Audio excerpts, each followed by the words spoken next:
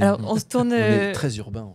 On est très urbain. On se tourne vers toi, Nicolas, Oui. pour ta chronique Anatomie du game design C'est moi. sur le traversal. Qu'est-ce que c'est le C'est vraiment mon traversal? meilleur profil. Hein, je pense. Ah, merci. Mon meilleur 3/4 maintenant. Alors, donc le traversal, qu'est-ce que c'est? Je vais vous parler du traversal. Je vais faire un lien après avec la fin des temps parce que je vais parler d'un jeu qui en parle et c'est super intéressant. C'est un super jeu. Donc, qu'est-ce que c'est le traversal? Donc, le traversal, c'est un concept qui est principalement à cheval entre le game design et le level design. C'est très lié. Et en gros, dans un jeu, on va se poser. Alors, c'est aussi dans le jeu. Je vais parler de jeux vidéo, mais je vais aussi parler des jeux de plateau. Ok. Il y a un problème, non? Je suis bien. Je sais plus comment me mettre. Tout va bien. Donc, quand on réfléchit au traversal dans notre jeu vidéo, ça va être tous les déplacements qu'on va prévoir pour le personnage du joueur. Donc, c'est évidemment pour certains types de jeux en particulier. Mais ça va être vraiment qu'est-ce qu'il peut faire, le personnage. Est-ce qu'il peut sauter? S'il peut sauter, est-ce qu'il peut sauter haut? À quelle distance? Est-ce qu'il peut avoir après un double saut? Est-ce qu'il peut s'allonger? Enfin, c'est tout ça, en fait. On va réfléchir à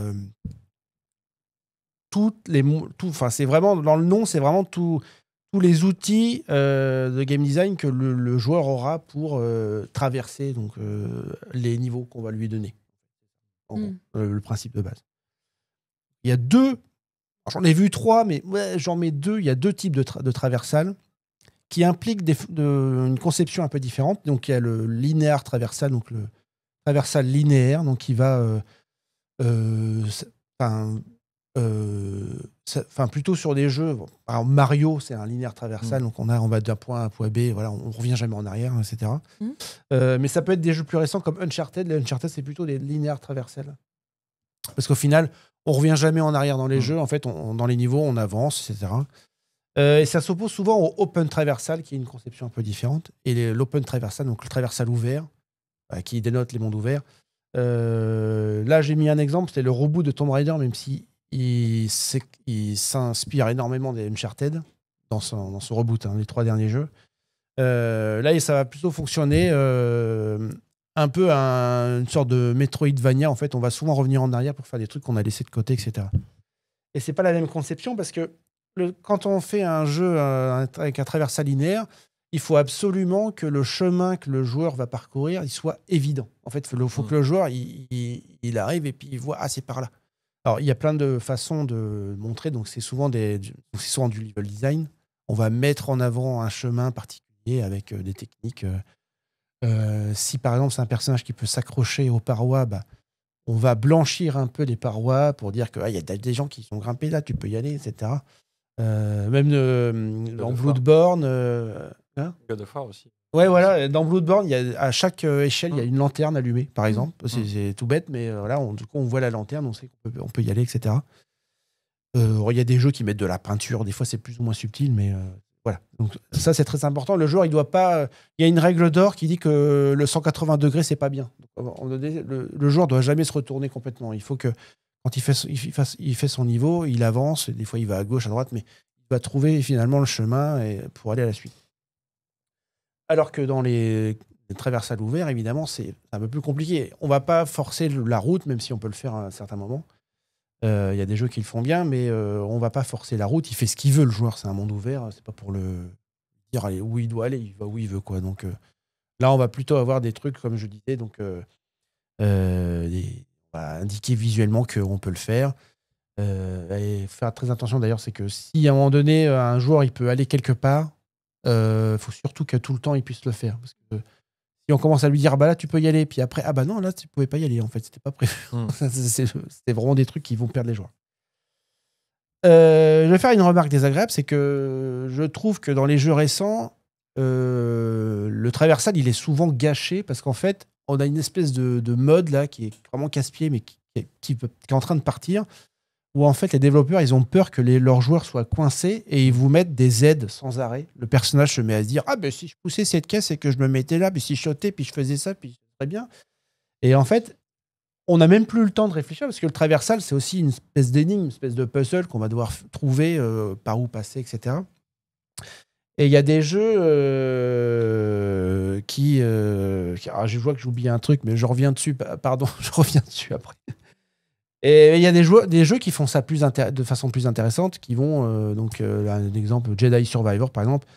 Au bout d'un moment, il y a le petit robot dans le dos qui va nous faire un bip, bip, bip, bip, bip. Et en gros, si on appuie sur un bouton, il va nous expliquer la solution. Il va pas le faire tout seul. Il va attendre et c'est assez paradoxal parce qu'un traversal qui est bien fait, généralement, on n'est pas bloqué. On est bloqué un petit peu, mais au bout d'un moment, on va trouver la suite. Donc, je reviens un peu en arrière parce que je me suis trompé. Je vais juste citer quelques mécaniques de jeu du traversal qui sont récentes et qui sont bien. Donc, il y a les glissades dans Journey, par exemple. On glisse sur le sol et là, ça, c'est du traversal. Super vite. Le grappin de Batman dans les Arkham.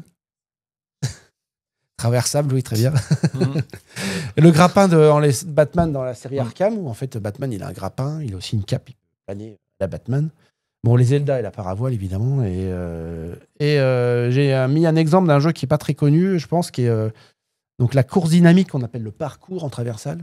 Le parcours, c'est comme un Assassin's Creed, on court, puis on grimpe partout et on est super fort. Et on a des chaussures tendance et tout. Et de Mirror's Edge. C'est vrai. Et Mirror's Edge, qui est un jeu qui est sorti le 11 novembre 2008. Donc là, on a une petite image. On jouait un personnage qui s'appelle Face. Donc c'était un jeu, une rébellion en fait. On était contre le système. En fait, on est dans une ville qui est très aseptisée parce qu'elle est très contrôlée. Il y a des caméras partout, etc. Et on faisait du parcours comme ça. Alors je disais c'est Nice. Et Face, en fait, elle sautait dans tous les sens et c'était assez beau à voir. C'est un jeu qui n'est pas très long. Je vous le recommande, franchement. Je crois que c'est 5-10 heures de jeu. Et voilà, c'est très impressionnant. Et eux, ils ont fait un énorme travail, justement, sur le traversal, de comprendre le joueur où aller. Parce que des fois, on saute d'immeuble en immeuble. Il ne faut pas se louper, quoi, parce que si on ne trouve pas l'endroit où on doit aller, je suis mort. Voilà. Mais cette introduction est terminée. Je vais... donc moi, ce qui m'intéresse là-dessus, pourquoi je parle du traversal, c'est... qu'est-ce qu'on peut construire comme mécanique de jeu sur le traversal Et donc, je vais parler d'un jeu que j'aime beaucoup qui s'appelle Death Stranding. Donc, le Death Stranding, c'est un jeu qui est sorti en 8 novembre 2009 par Kojima Productions. Donc, Kojima, c'est Hideo Kojima, c'est Metal Gear, etc. C'est une espèce de... Alors, avant de jouer à Death Stranding, je trouvais ça assez drôle qu'on dise « Ah, Kojima, c'est un génie, etc. » Et en fait, c'est vrai que quand Death Stranding, ça est sorti du cerveau de quelqu'un qui est vraiment très bon en game design, je pense. Du coup, c'est intéressant. Moi, j'ai jamais joué au... Metal Gear Solid, j'ai jamais joué, par exemple. Je connais pas très bien. Enfin, je connais le principe, mais j'y ai jamais joué. Et quand il s'est fâché avec Konami, il a créé son studio Kojima Productions. Ils sont co-ennemis maintenant. T'es en forme, Jérôme? C'est dingue. Et il a le premier jeu de son studio, donc Death Stranding, il est sorti le 8 novembre 2009. Et pourquoi j'en parle? Alors déjà parce que c'est un jeu sur lequel l'essentiel du gameplay, c'est du traversal, justement, donc c'est pour ça que je vais détailler. C'est un jeu sur la fin du monde, je vais expliquer l'histoire. Et en plus, il y a la suite, sort à la fin du mois, le 26 novembre, il y a Death Stranding 2, On the Beach, je crois, qui sort... J'ai toujours peur de le prononcer, ce mot-là, parce qu'il y a un autre mot qui ressemble et qui est pas bien. Donc, qui sort, c'est bon. Trois choses qui font que je parle de jeu. Et c'est un jeu que j'aime vraiment beaucoup. C'est un jeu que j'ai fait, qui m'a marqué ces dernières années. Donc, je vais vous faire le speech rapidement. Compreniez un peu l'ambiance et dans quel univers on va faire du traversage, justement. Alors, donc dans Death Stranding, dans un futur proche, en fait, il y a un événement qui est arrivé qui s'appelle le Death Stranding, qui a quasiment anéanti l'humanité. C'est un événement surnaturel qui a brisé la barrière entre les morts et les vivants. C'est un jeu qui est très glauque, hein. C'est très, très dark, même s'il y a beaucoup de beauté. Et donc les échoués, donc c'est les âmes qu'on appelle, c'est les morts vivants, parcourent le monde, voilà, et voilà, c'est pas bien, c'est pas gentil.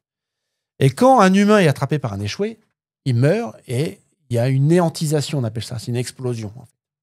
Ça explose, il y a des grosses explosions. C'est comme ça que quand le Death Stranding est arrivé, en fait, c'est ce qui s'est passé. Il y a eu des explosions partout et en fait, quasiment toute l'humanité a été éradiquée. C'est Paggy. Après, c'est la fin du monde. Et les survivants se sont réfugiés dans des bunkers souterrains, des grandes villes souterraines où ils vivent à l'abri.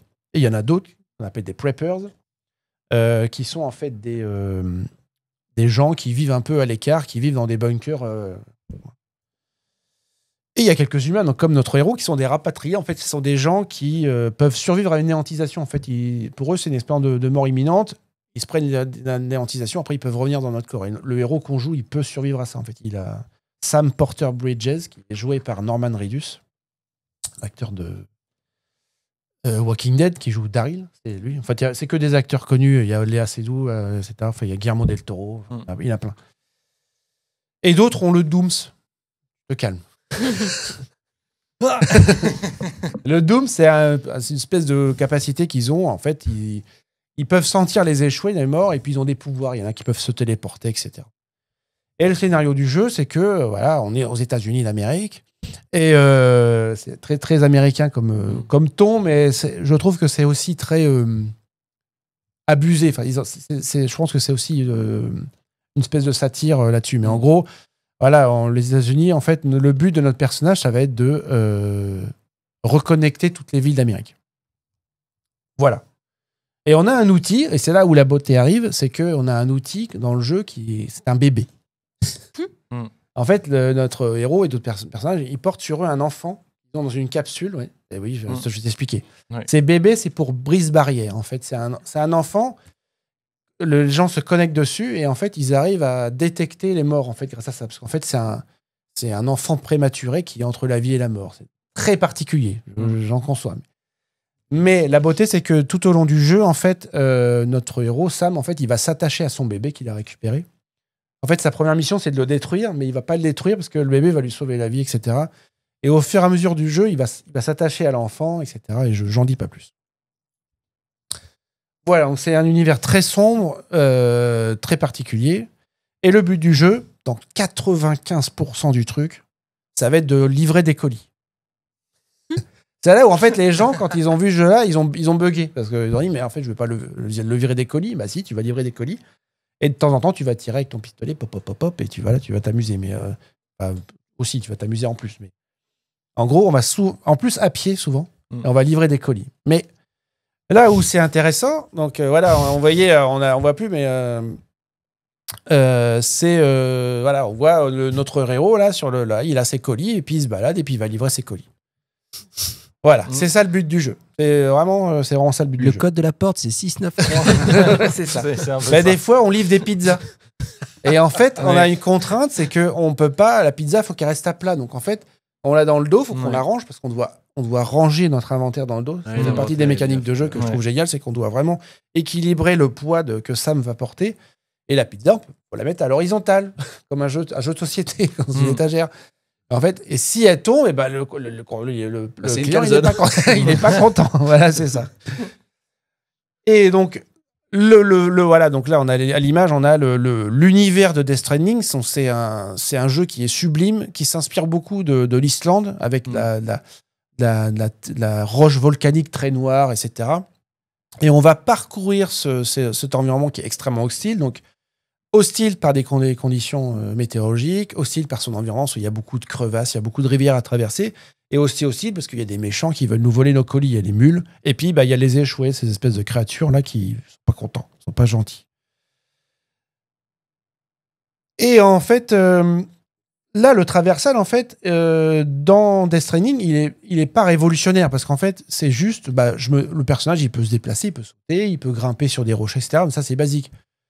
Le truc de base du traversal qui est intéressant, c'est qu'on doit équilibrer le poids. En fait, des fois, il va falloir... Parce que des fois, quand Sam il marche, des fois, il fait « Ah, attention, je vais tomber !» Et là, il faut qu'on le stabilise pour qu'il reprenne. Mais ça veut dire que des fois, dans des pentes, il va falloir l'équilibrer, etc. Parce que s'il tombe, il perd ses colis. S'il tombe dans l'eau, les colis sont portés par le courant. Enfin, il y a tout un truc là-dessus.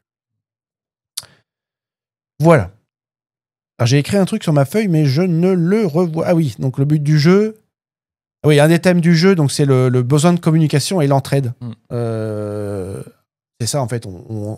Et en plus, c'est drôle parce que le héros, il souffre d'une phobie. En fait, on peut pas le toucher. Okay. Il supporte pas qu'on le touche, en fait. Non, mais lui, c'est un cas clinique. Vraiment, il peut pas du tout, quoi. Et en fait, au fur et à mesure du jeu, ça évolue, ça, avec et c'est vraiment un jeu sur... l'entraide, le besoin de communication entre les hommes qui, quand même, malgré leur distance séparée, en fait, se communiquent quand même. Et la parentalité. C'est un jeu vraiment sur la parentalité. Qu'est-ce que c'est qu'être père, etc.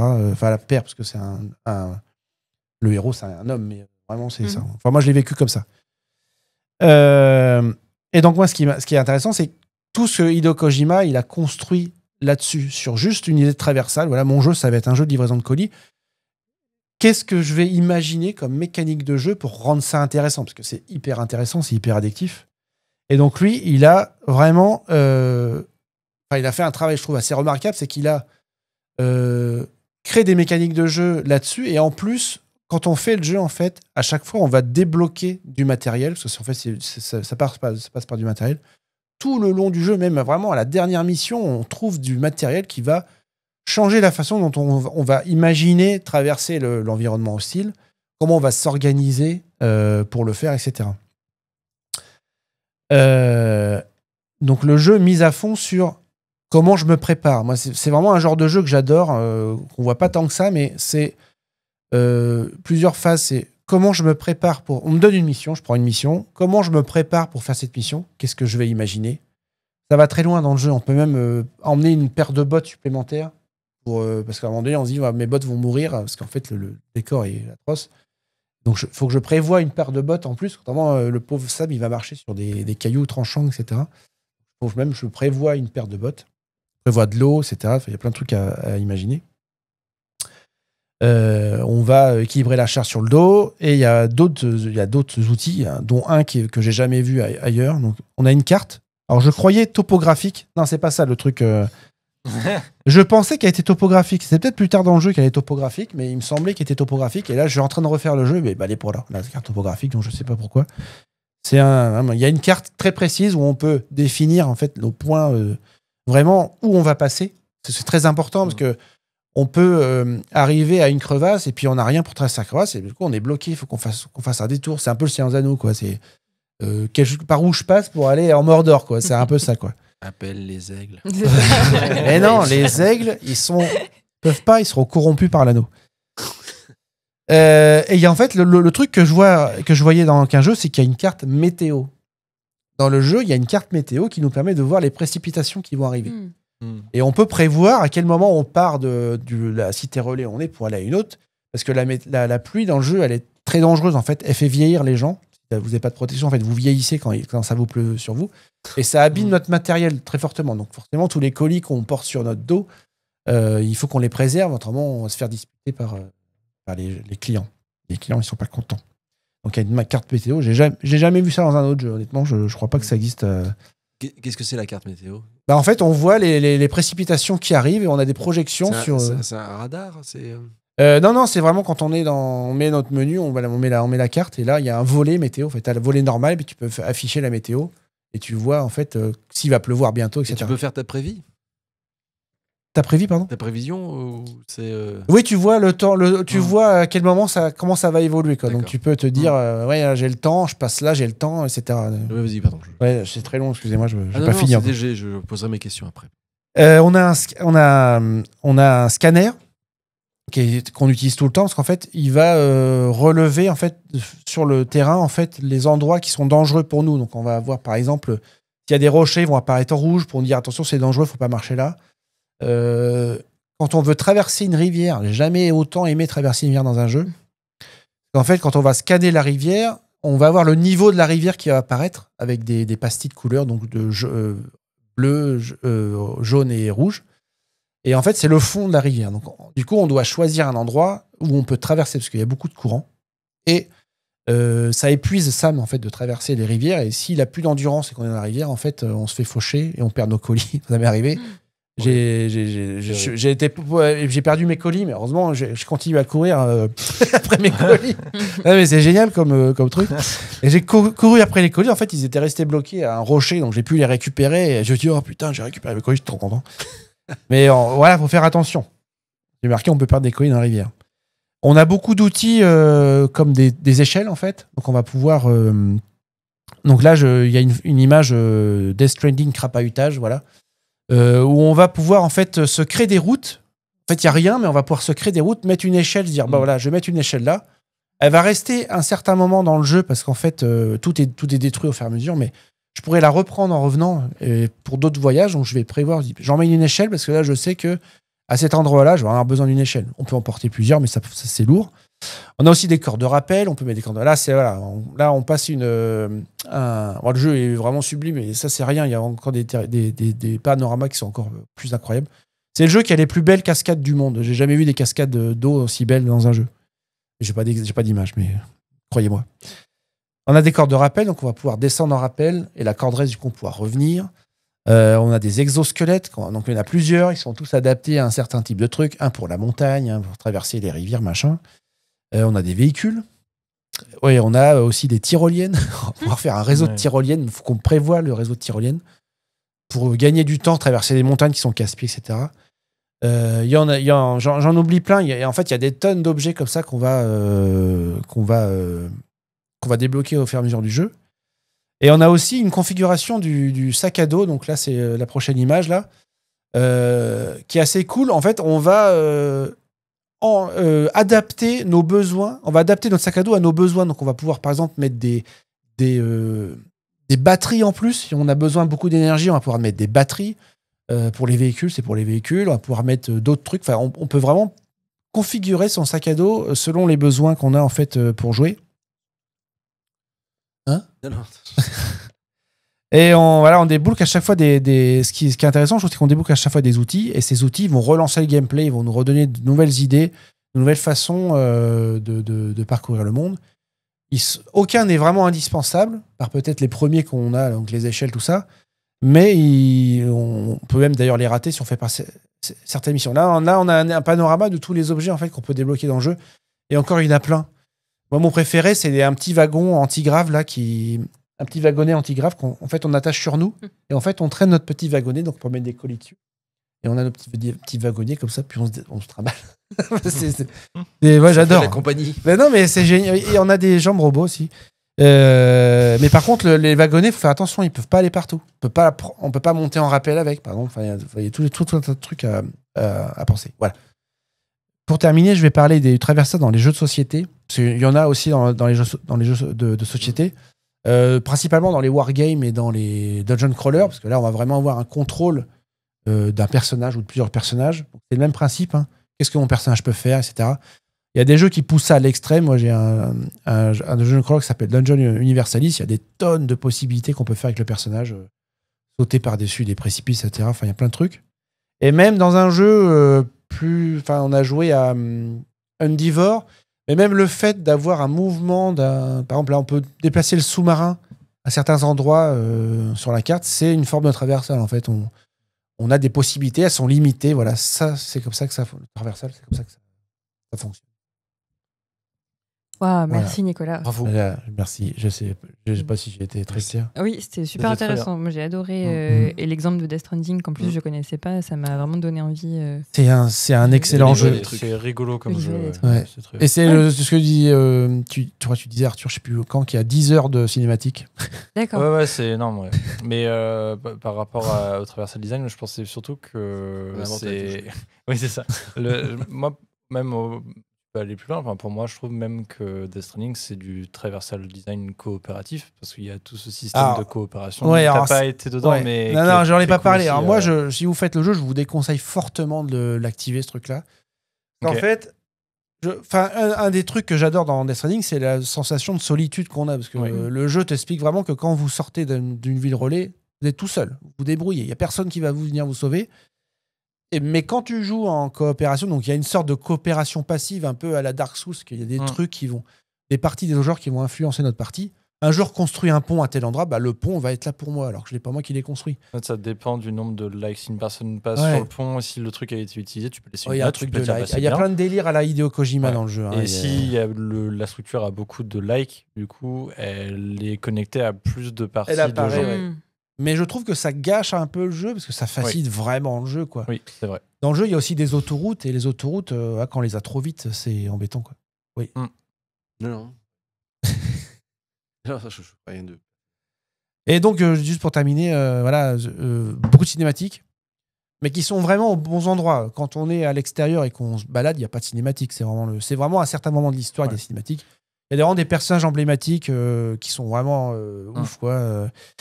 Et à la fin, À un moment donné, vous avez posé les manettes parce qu'il y a 2 heures de cinématique pour terminer le jeu, en fait. Ah ouais. Oui, faut préparer les popcorn et le thé.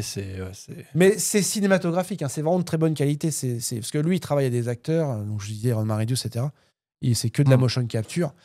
Regardez la séquence d'intro du jeu, pas la première fois que Sam récupère son bébé, il y a une scène cinématique, mais qui est hallucinante, qui est vraiment trop bien, hyper dark, mais vraiment trop bien, et qui donne le ton sur le jeu, en fait, à quoi on va jouer, quoi.